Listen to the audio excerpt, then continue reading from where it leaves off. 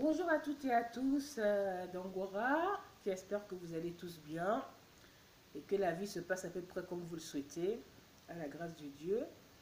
Bonjour à mes abonnés, bienvenue à ceux qui me voient pour la première fois. Abonnez-vous, n'hésitez pas, plus on est de fous, plus on rit. Je m'étais absentée un petit moment, boulot et affaires de famille oblige. Voilà, donc j'en profite pour vous souhaiter mes meilleurs vœux pour cette nouvelle année 2019, que tous vos vœux, autant qu'ils soient, se réalisent. Voilà, et beaucoup de bonheur, quoi. Donc, de retour sur YouTube, chaque fois que je m'absente un peu, quand je reviens, c'est chaud. C'est chaud, c'est chaud. De retour alors, la première vidéo que je vois, c'est quoi? C'est affaire de Chiza, que la plupart de vous connaissez déjà. Affaire de maîtresse. Donc la vidéo qui circule en ce moment et l'affaire du moment sur YouTube, c'est la femme trompée donc qui s'en prend à la maîtresse de son mari, apparemment trouvée au sein même de son domicile. Je veux d'abord dire une chose pour commencer. Il y a quelque chose que je ne comprends pas. Je ne comprends pas que dans la logique, tu es avec quelqu'un qui te trompe. Hein? Ton mari ou ton gars te trompe. Tu sais qu'il te trompe. Comment ça se fait qu'au lieu de t'en prendre à ton mari, au lieu d'avoir une discussion avec ton mari, régler le problème avec ton mari, parce que le premier coupable, c'est lui. Parce que là, on ne parle pas de oui, c'est la fille qui s'est jetée sur lui, elle l'a violé, elle l'a forcé. Non, maîtresse, on ne force pas. Même si elle fait le forcing, ton mari ou ton gars n'est pas obligé d'accepter. Donc, comment ça se fait que les femmes qui sont victimes de ce genre de choses, qu'elles vont s'en prendre à la maîtresse? Franchement, moi, pour ma part, chacun pense comme il veut. Je trouve ça complètement ridicule. Ridicule et lâche. Ridicule parce que ce n'est pas logique. La première fautive, ce n'est pas la maîtresse. Le premier fautif, c'est le mari. Le principal fautif est le mari. Pour moi, c'est faire preuve de lâcheté. Elle n'ose pas aller affronter son mari, se mettre devant son mari, de mettre face à sa connerie, face à la bêtise dont il a fait preuve, et lui dire les quatre vérités. Donc c'est plus facile d'aller s'en prendre à la maîtresse.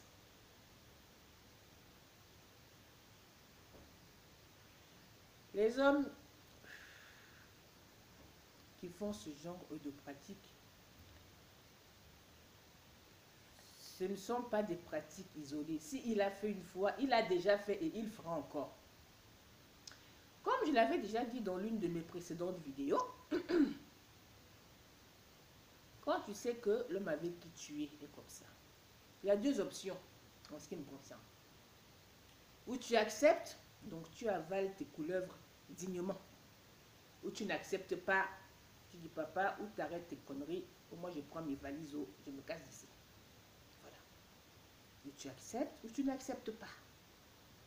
Mais la solution, ce n'est certainement pas d'aller s'en prendre à la maîtresse de ton mari. Ce n'est pas ça qui va fidéliser, pardon, ton gars ou ton mari. Ce n'est pas ça qui va le soigner de ça. J'ai trouvé ça aussi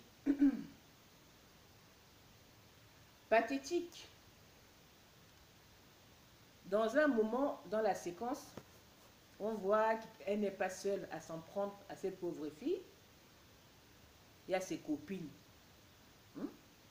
Madame, vos copines vous conseillent mal. Elles vous conseillent très mal, elles sont mauvaises conseillères. Voilà. Voilà. Parce une bonne amie, une bonne conseillère, t'aurait pu t'inciter à t'adresser à ton mari, à lui dire les 4 vérités, yeux dans les yeux, et à régler le problème entre vous. La personne aussi qui a eu l'idée fabuleuse de venir donc vous exposer sur YouTube pour mieux vous ridiculiser, parce que là c'est du ridicule, hein. Elle croyait quoi? Qu'on allait applaudir? C'est ridicule, c'est primitif. Hein? Sans compter qu'un accident est vite arrivé. Hein? Si tu vas aller maintenant, tu vas donner un coup à la fille, elle tombe, elle se cogne mal sur la tête, elle tombe là, elle meurt. Eh, te voilà meurtrière alors. Prison, hein? Hein? Ici, on est en France, il y a des lois. Même par rapport à seulement ce que tu as fait là. Elle peut s'attaquer à toi juridiquement. Personne ne te l'a dit ça. Hein? Donc, franchement, malheureusement, je suis dans l'obligation de dire que ce n'est pas un cas isolé. Il y a beaucoup d'hommes mariés ou beaucoup d'hommes en couple qui s'adonnent à ce genre de pratique. Vous aussi, les hommes qui ne pouvaient pas vous retenir, parce qu'il y en a qui ne peuvent pas. Il y a des hommes, je ne sais pas de quelle façon Dieu les a fait. Il est marié, mais il ne peut pas voir une paire de fesses passer ou une jolie fille passer. Dès qu'il voit ça, on dirait que c'est la première fois qu'il a posé les yeux sur une femme. C'est la panique. Il ne peut plus se contenir. Hein? Un peu de dignité, vous aussi, vous là. Puis ça, c'est quelle façon même de faire les choses. Hein? Il y en a plein, ils font ça. Mais tu n'emmènes pas la jeune fille dans ton domicile conjugal où ta femme vit. Hein? Au lieu d'aller dans un hôtel ou ailleurs, quoi, en fait. Il y a des hommes qui font ça, entre guillemets, proprement. Parce qu'il a quand même un minimum de respect pour la femme qu'il a installée à la maison, pour l'officiel, entre guillemets. Hein? Il ne peut pas l'amener à son domicile. Hein? Il fait tout ce qui est à son pouvoir pour que la chose reste cachée, pour ne pas s'exposer, hein? Pour ne pas que l'officiel se sente offensé, blessé. Bien sûr, nous sommes tous d'accord pour dire que c'est touchant, ça touche, ça blesse dans son amour-propre. Ça touche par rapport à l'investissement qu'on met dans le mariage, l'investissement personnel, affectif, hein, sentimental, amoureux. Hein? Que l'homme en qui tu avais foi te bafoue de la sorte, en plus, en fait, vis-à-vis, quoi, au domicile même de la maison. Ça ne se fait pas.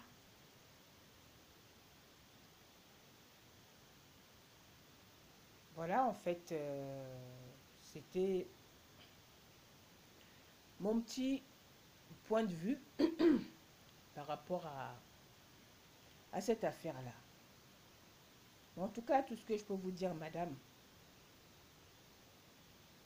malheureusement, quand il a déjà fait, il risque de faire encore. Mais je le répète, ce n'est pas la solution. Beaucoup d'entre vous optent pour cette solution-là. Ce n'est pas la bonne. Ce n'est pas ça qui va soigner votre mari. Ce n'est pas ça qui va l'empêcher de recommencer. Dans la logique des choses, il doit se mettre devant toi pour présenter 1000 excuses. Et maintenant, voir s'il est capable de ne pas recommencer ou pas. Là encore, c'est une autre histoire. Mais la première personne à qui tu dois avoir affaire Devant qui tu dois te mettre, c'est ton compagnon, ton mari. Ne pas s'exposer à ce genre de choses, mais c'est ridicule. Vous vous êtes ridiculisé, madame. Aux yeux du monde entier, maintenant, la vidéo circule sur YouTube. Des milliers de personnes ont vu ça. Vous prenez la fille, vous la déshabillez, on filme, etc. Ça va vous apporter quoi? C'est ça qui va fidéliser votre mari? Je ne pense pas, madame. Et le mieux à faire, c'est de vous entretenir avec votre mari. D'avoir le courage de lui dire ce qui ne va pas.